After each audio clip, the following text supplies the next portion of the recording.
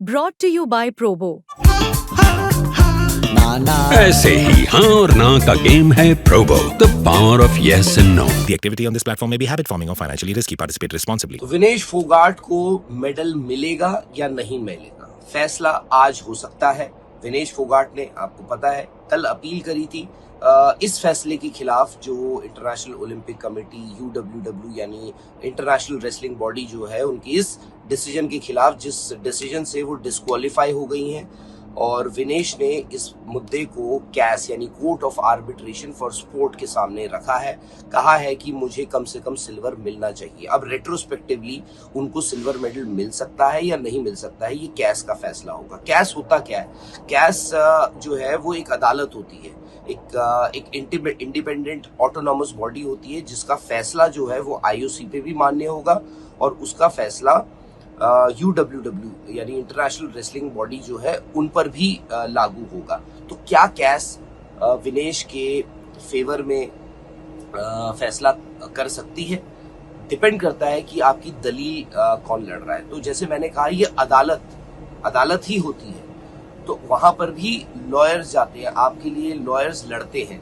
तो ये देखना होगा कि विनेश का केस कैसे रखा जाता है, किस तरीके से रखा जाता है।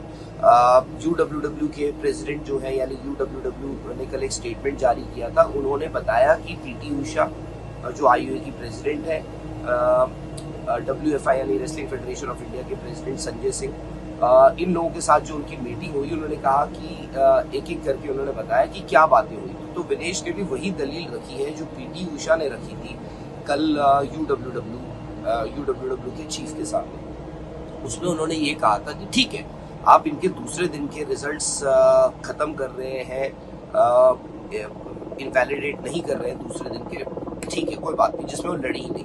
पर जो उन्होंने पहले दिन लड़े हैं 3 बाउट्स जिनमें वो जीती हैं, उनके आप वैलिडेट कीजिए उन रिजल्ट्स के।